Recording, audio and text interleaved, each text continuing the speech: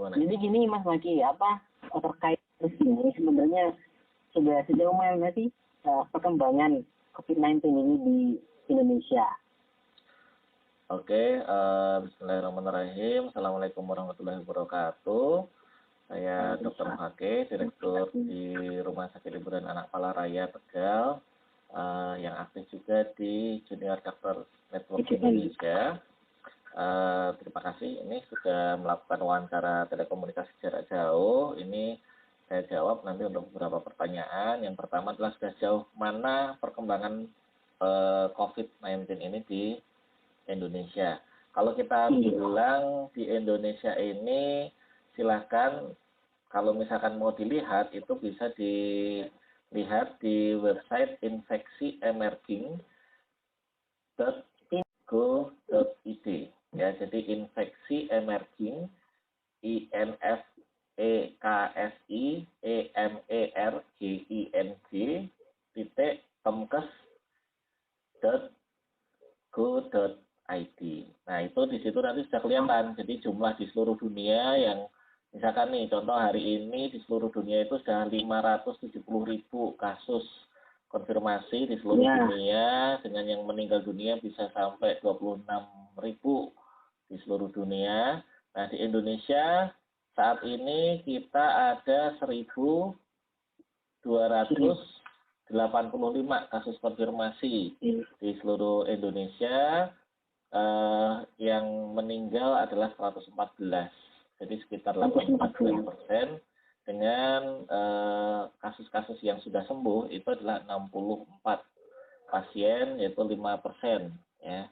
Dan masih ada 1.004 yang sembuh, 64 yang sembuh, ya, dan 1.107 kasus dalam perawatan. Jadi yang masih dirawat masih sekitar 1.000-an itu kan. Ya. Itu tadi yang di alamat link itu datanya valid Mas ya? Datanya valid karena itu dikumpulkan dari Kementerian Kesehatan. Dari Kementerian Kesehatan ini mengumpulkan data dari seluruh dinas kesehatan di seluruh Indonesia yang diminta untuk update. Dan dinas pun mengambil dari setiap rumah sakit, setiap harinya itu selalu diminta untuk laporannya. Itu setiap hari. Alhamdulillah dengan adanya... setiap hari ada laporan? Ya, jadi alhamdulillah dengan adanya teknologi saat ini, jadi data-data itu bisa kita akses, kita bisa laporkan secara cepat. Jadi tidak menunggu lama itu. Oh, kayak gitu. Iya. Nah, kalau di Probolinggo sendiri, kalau saya lihat, yang saya tadi sempat baca, insya Allah kalau untuk kota Probolinggo kan masih, alhamdulillah masih positif. Ya.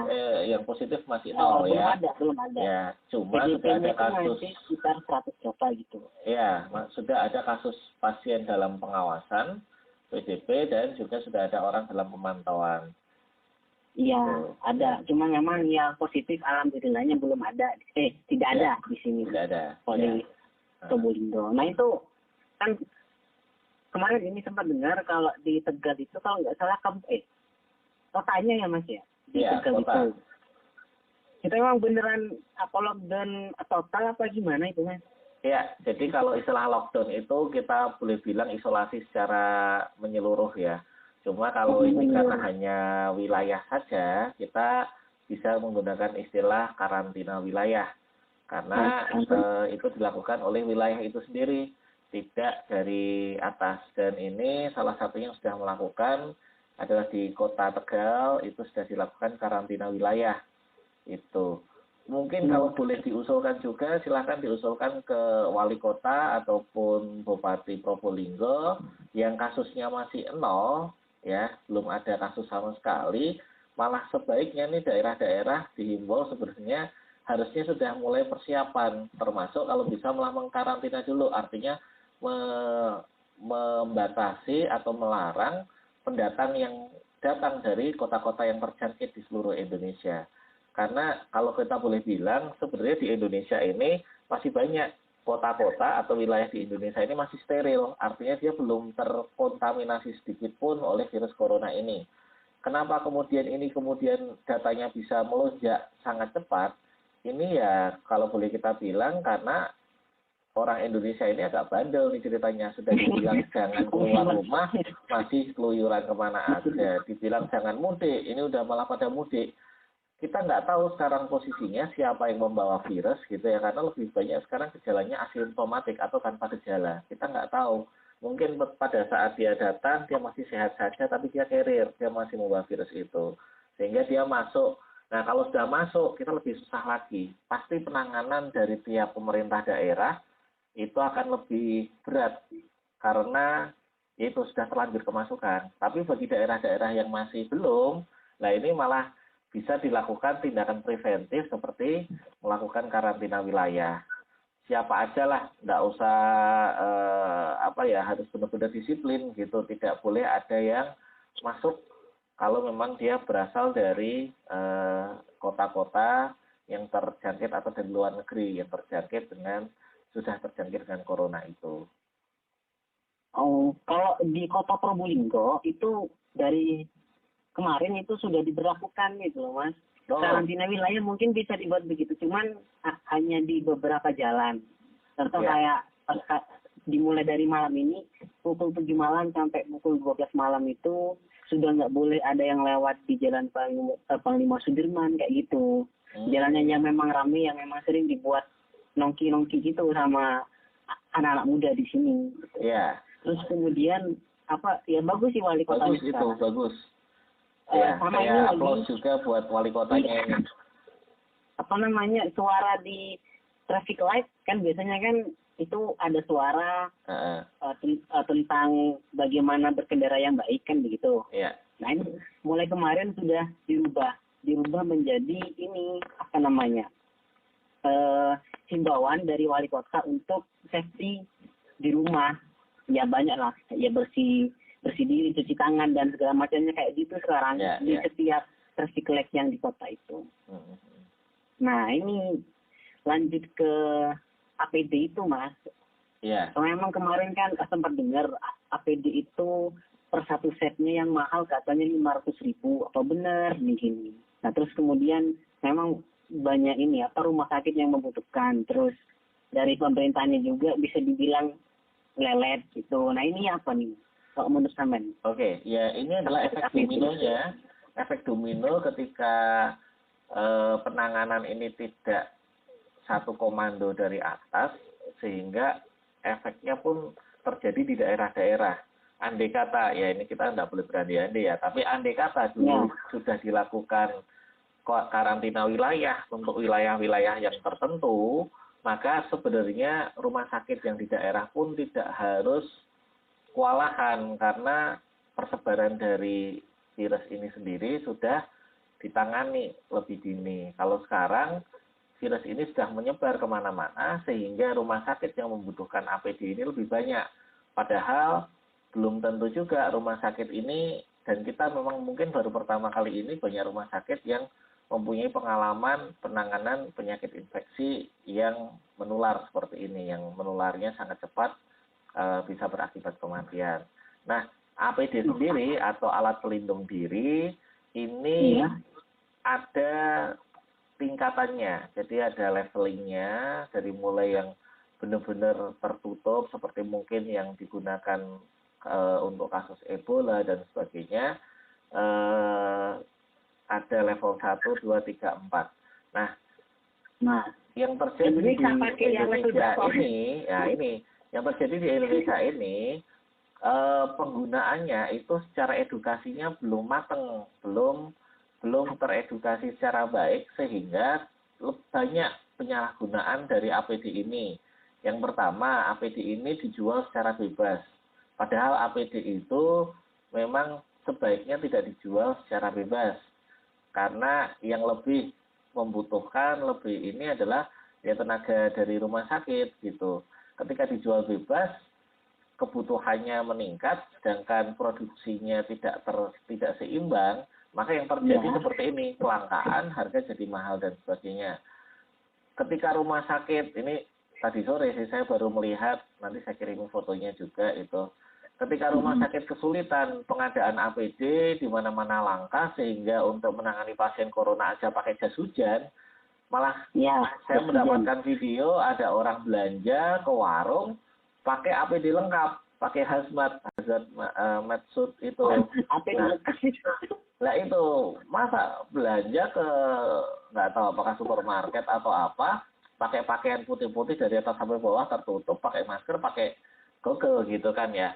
Itu kan sesuatu yang tidak tepat itu. Nah ini juga termasuk salah satunya adalah rendahnya dari edukasi dari masyarakat Indonesia juga.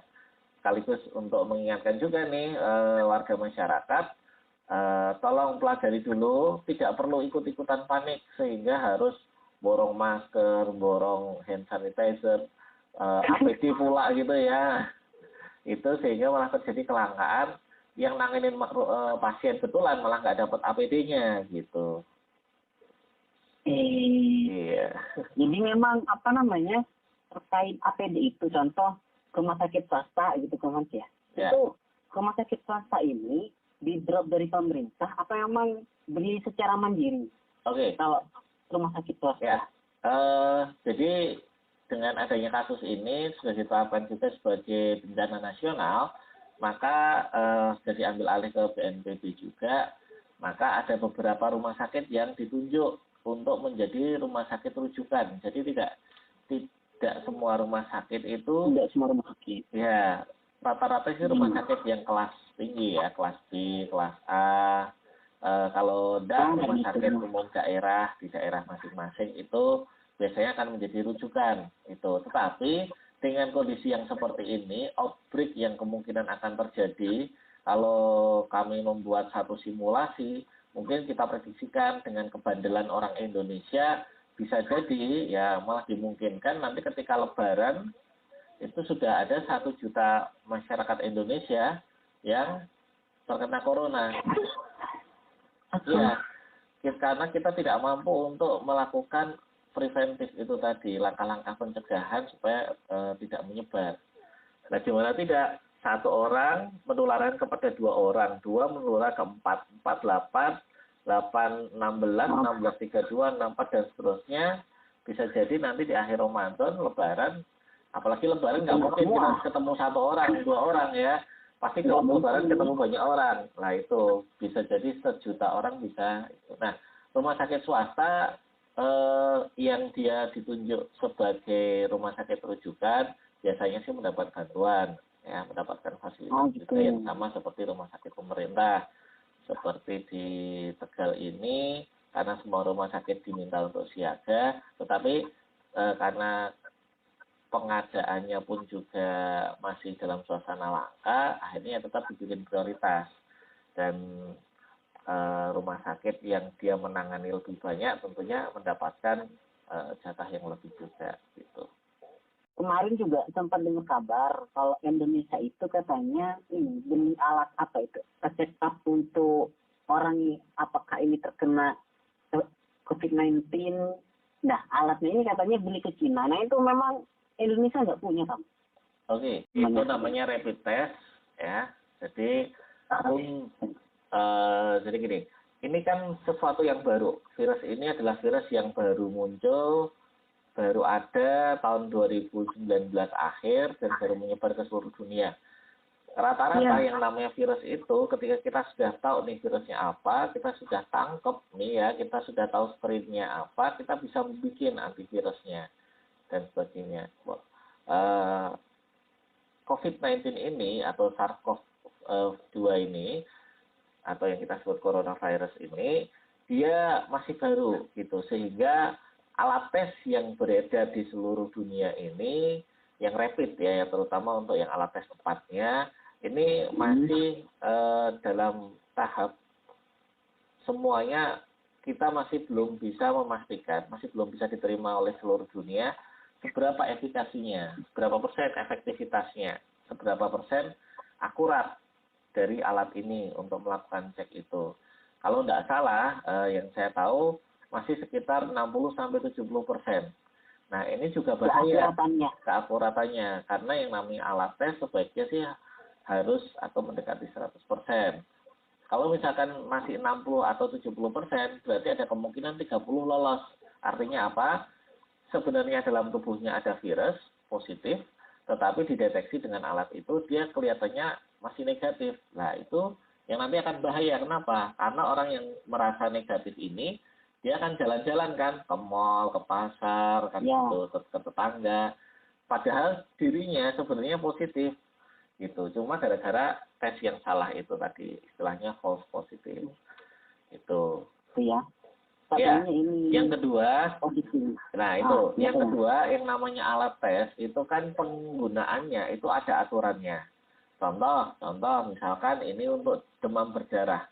Demam berdarah itu biasanya kita bilang dilihat dari siklus demam berdarah ini, dia biasanya akan ada penurunan trombosit di hari ketiga, misalkan seperti itu. Maka kita periksa darahnya pada hari ketiga.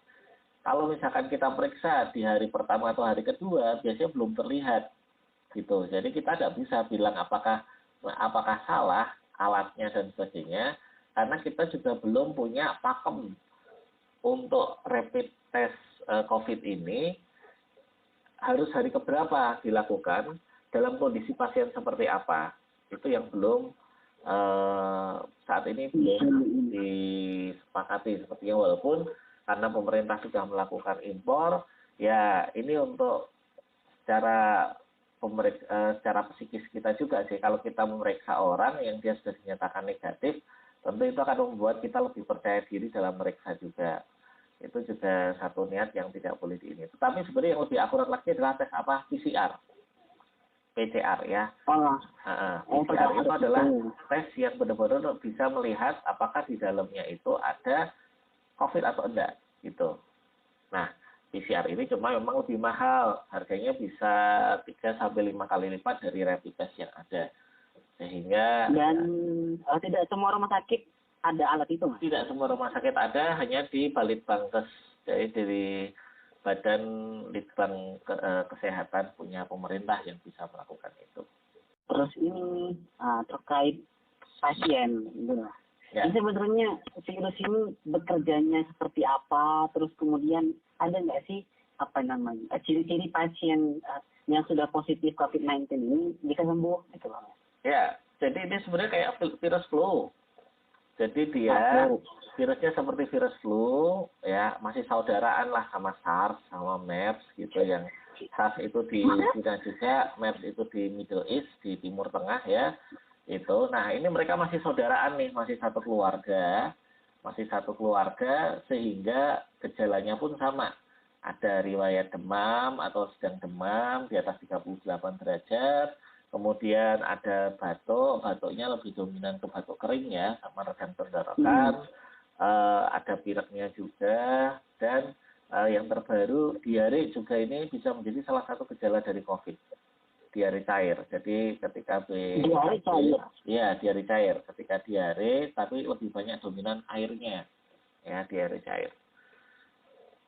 Nah, gejalanya sama, dan ini yang harus kita pahamkan kepada pendengar semuanya.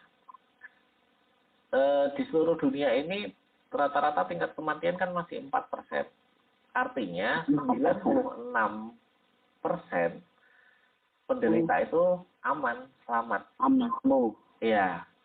Nah, jadi sebenarnya kalau boleh dibilang pasien ini bisa aja karena daya tahan tubuhnya bagus, dia terinfeksi, dia kemasukan virus COVID ini, tapi kemudian kan daya tahan tubuhnya bagus, virusnya dikalahin sama imunitas tubuh. Itu. Nah ini terjadi di... nggak harus pakai obat dari dokter, gitu Mas? Nggak harus. Nggak harus. Iya. Nah itulah yang kita bilang bahwa saat ini kebanyakan lebih banyak yang asimptomatik. Asimptomatik itu mungkin bisa aja ada yang tertular, tapi kemudian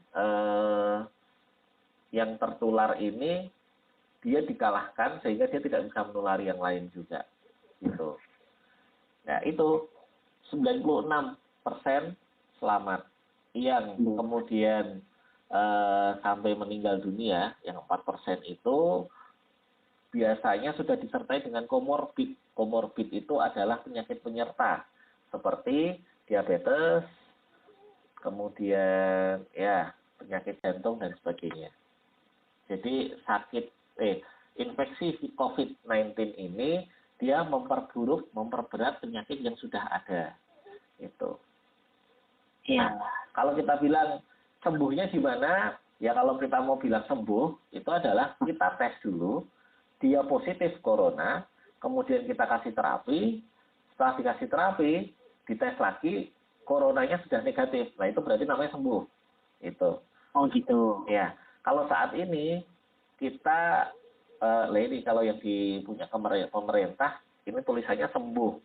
Tapi ada juga daerah-daerah menuliskan sembuh padahal belum dites juga.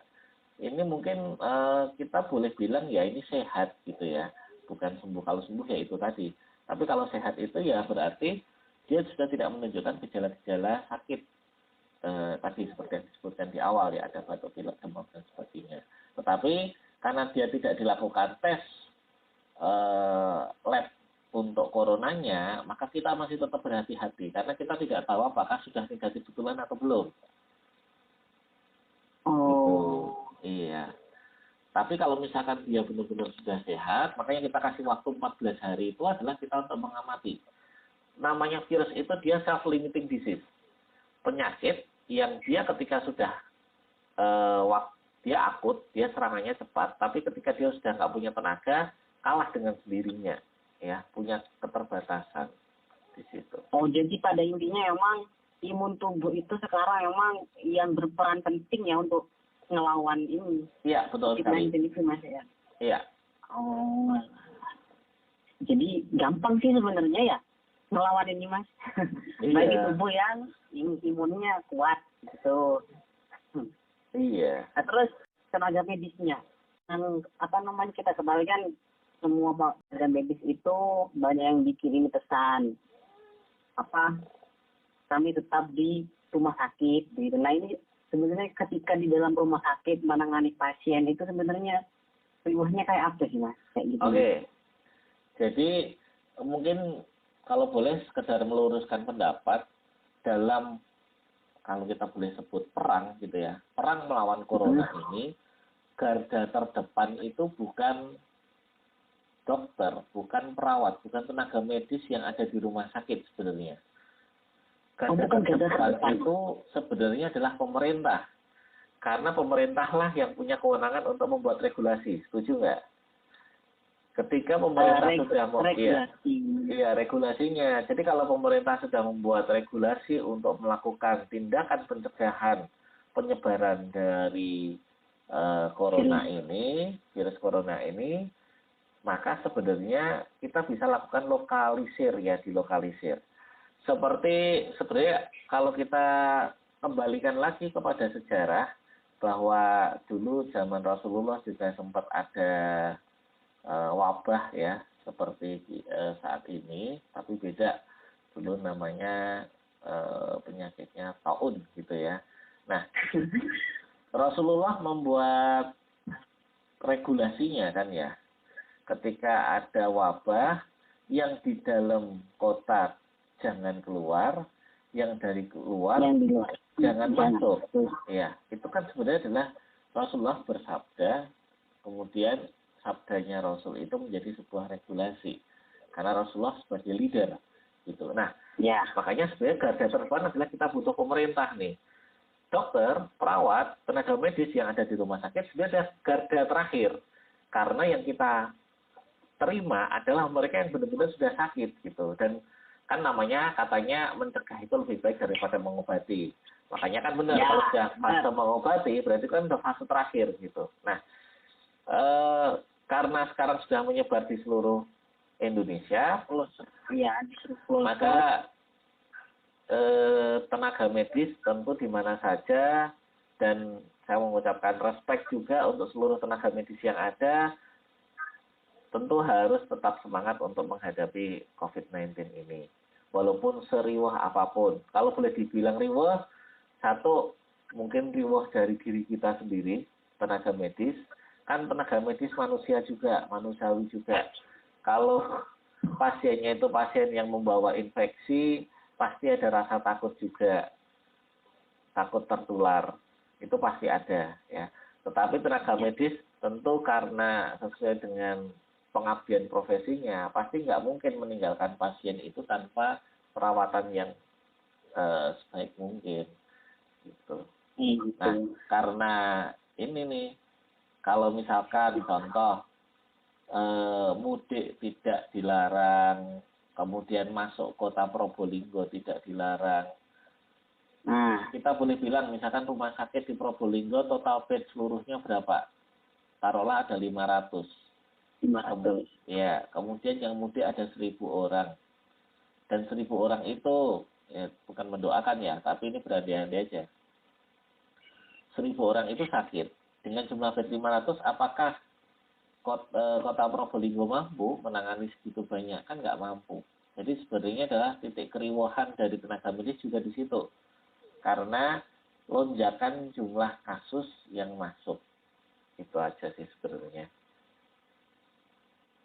Waduh, ini kan memang tadi juga sempat disinggung sama Mas Fakih di awal. Nah, terkait dokter yang saat ini sedang viral, dokter Tirta. Nah, ini kan di instastory-nya itu sudah menegungkan karantina wilayah. Nah, ini memang apakah benar atau hanya untuk daerah-daerah yang memang sudah red zone gitu loh, Mas? Ya. Saat ini kalau untuk yang red zone tentu pemerintah daerahnya harus lebih agresif sebenarnya. Ya, harus menjadi garda terdepan. Kalau enggak, atau kalau misalkan menganggap garda terdepan itu adalah dokter dan perawat, ya susah. Karena ya itu tadi jumlah lonjakan pasien pasti akan sangat banyak sekali.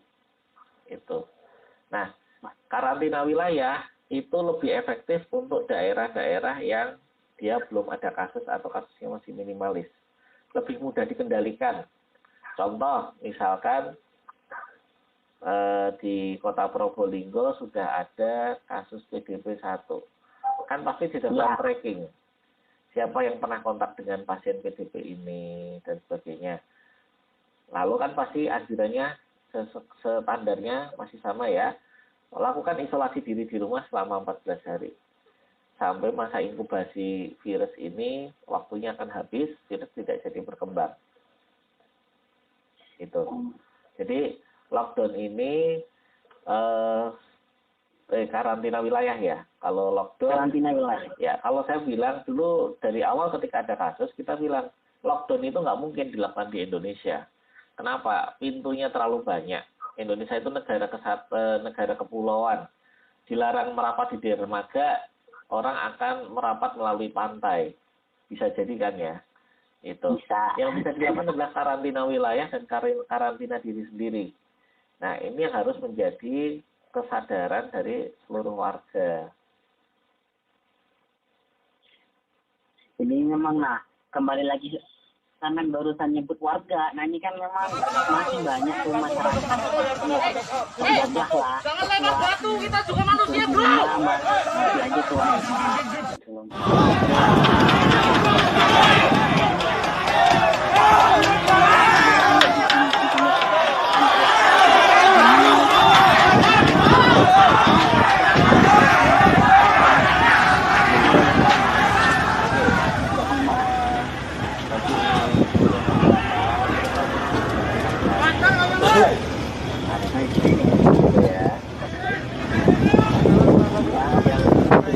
Pertama, ini bukan orang yang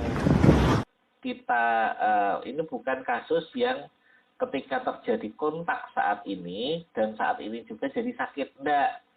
Virus ini punya waktu 14 hari. 14 hari inkubasi dalam tubuh.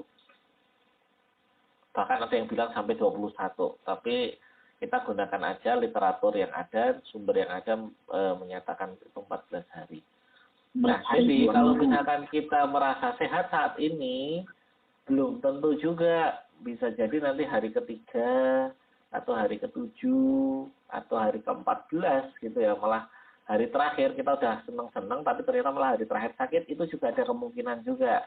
Makanya tetap yang kita bilang jangan ngeyel, jangan bandel, lakukan kegiatan di rumah aja, ya. Bolehlah sekali-sekali keluar untuk melengkapi, misalkan harus beli kebutuhan pokok, kebutuhan hidup, tapi tidak harus juga mengajak satu keluarga, ya kan? Itu Ya, memang benar. sekarang menjadi tantangan buat kita. Seperti yang tadi saya bilang, kita prediksi kalau ini tidak bisa dikendalikan, bisa jadi nanti ketika Ramadan, ketika Lebaran, bisa jadi ada 100 juta kasus di Indonesia ini. Kenapa? Sudah dilarang jangan mudik, masih ngeyel mudik, gitu kan ya. Akhirnya daerah-daerah yang terjangkit semakin luas. Itu. Jadi mohon sekali kepada seluruh warga masyarakat, bantu kami, dokter-dokter, perawat, tim medis yang bekerja di rumah sakit, medis maupun non-medis yang bekerja di rumah sakit, bantu kami supaya tidak terlalu banyak kasus di Indonesia ini. Insya Allah dengan kedisiplinan, kepatuhan dari warga masyarakat yang ada, kita semua bisa sukses melawan corona ini. Tetapi jangan seperti kasus atau jangan seperti cerita, ini ada sebuah cerita mungkin sebagai yang terakhir ya. Ya. Cerita ada satu kampung, di mana kampung itu sudah menyepakati bahwa setiap rumah diminta bantuannya untuk menyumbangkan susu 1 gelas dan ditaruh di balai warga. Sebut aja si A gitu ya, dia berpikir gitu, karena mungkin berpikir untuk kepentingannya dia sendiri gitu ya. Daripada saya nyumbang pakai susu, mending saya kasih air putih aja gitu ya, air tawar gitu. Ya. Nah, kalau yang lain nanti ngasih susu, kan nggak kerasa juga air putihnya, air tawarnya. Akhirnya malam-malam dia datang ke situ, dia masukin 1 gelas air tawar, air putih itu tadi, ya karena dia berpikir bahwa yang lain pasti udah ngasih susu gitu. Begitu paginya, semua warga kaget. Karena 1 galon, gentong itu tadi yang diharapkan sebagai pengumpulan susu, isinya air tawar semua gitu. Ternyata yang berpikir nggak cuma si A ini saja. Ternyata tetangganya B, C, D, semuanya berpikir seperti itu. Mereka mengandalkan tetangga yang melakukan kebaikan, sedangkan mereka tidak melakukan. Makanya kunci untuk bisa melakukan kedisiplinan ini, nggak usah lihat tetangga, nggak usah lihat siapapun, yang penting dari diri kita yang melakukan dulu, ya. Kalau misalkan ada orang lain, kita sudah melakukan, barulah kita boleh berani tegur itu orang. Ya, yang penting kita sendiri sudah komitmen, sudah disiplin, sudah patuh untuk melakukan social distancing, bisa melakukan physical distancing, dan kita bisa membantu program bukan karantina wilayah kalau dari masing-masing warga itu bisa tertib. Kayak di Wuhan mereka saling menyemangati ya, sempat beredar itu video yang viral. Mereka saling menyemangati satu dengan yang lain, nggak ada yang kemudian menjatuhkan, nggak ada yang ini. Nah, juga titip juga buat masyarakat, tolong sekali ODP dan PDP itu belum pasti corona. Ya, karena mereka cuma yang dari luar kota, kebetulan aja sakitnya parah atau ringan gitu ya, sehingga kita masukkan dalam golongan ODP dan PDP. Jangan kemudian dilakukan pengusiran, jangan dilakukan pengucilan, apalagi sampai dibully, ya jangan. Anggap mereka adalah orang-orang yang butuh support. Kenapa? Kalau mereka dikucilkan, dibully, maka nanti akan semakin banyak ODP ataupun PDP yang berbohong. Itu juga yang tidak kita mau. Kalau bohong, itu efeknya adalah ke masyarakat juga. Jadi nanti kita ketemu sama orang yang sebenarnya positif, cuma karena dia malu atau takut untuk ngaku, dia bilangnya, enggak, saya negatif. Nah, itu malah bahaya sekali tuh. Malah bisa nular kemana-mana tuh ya. Makanya sebenarnya tidak perlu terlalu parno, tidak perlu terlalu takut ya. Virus corona ini dia menyebar melalui droplet ya. Makanya bagi yang merasa sakit, supaya tidak membuat orang lain sakit, pakailah masker. Ya. Kemudian bagi masyarakat ketika bertemu orang yang dia sakit, Ya, tidak perlu takut, tidak perlu dijauhin, tidak perlu dibully. Tetap seperti biasa, cuma lakukan social distancing, lakukan physical distancing. Kalau ngobrol nggak usah deket-deket sambil pelukan, ngopi bareng dan sebagainya. Agak kasih jarak 2 meter dan sebagainya. Insya Allah itu juga sudah bisa menjadi salah satu tindakan kita untuk mencegah terjadinya penularan dari corona itu sendiri. Oke. Gitu. Siap. Ada tambahan, Mas? Sudah, insya Allah. Alhamdulillah. Jadi ini mungkin nanti Semoga bisa saya menjadi mention pencerahan. akunnya Mas Ya. Taki. Jadi iya, sudah pukul 10 malam ini. Oh iya. Terus kemudian ini kalau seandainya nanti teman-teman saya mau tanya langsung ke Mas Taki, bisa apa enggak ini? Atau bisa DM gitu? Oke. Bisa. Buat teman-teman, nanti tolong dipromosikan juga. Kalau misalkan pengen tahu status dirinya seperti apa, gitu ya. Silakan Ya. juga boleh ini di rumah sakit saya, di website rumah sakit itu kami sediakan satu link yang untuk melakukan cek status pribadi masing-masing. Apakah kita termasuk orang yang aman, apakah yang termasuk ODP, PDP, ataukah yang lain-lain gitu, kontak erat, kontak risiko tinggi, kontak erat risiko rendah dan sebagainya. Silakan buka di www.rspalaraya.com ya. www.rspalaraya.com. Itu nanti bisa diakses di situ, nanti akan ketemu linknya. Kemudian bila membutuhkan konsultasi terkait media-media edukasi seputar COVID-19, boleh WA ke nomor 085 876 131418. Siap. Terima kasih Mas Taki. Semoga sehat Sama-sama. selalu. Semoga bermanfaat. Amin. Ya, mohon maaf. Assalamualaikum warahmatullahi wabarakatuh.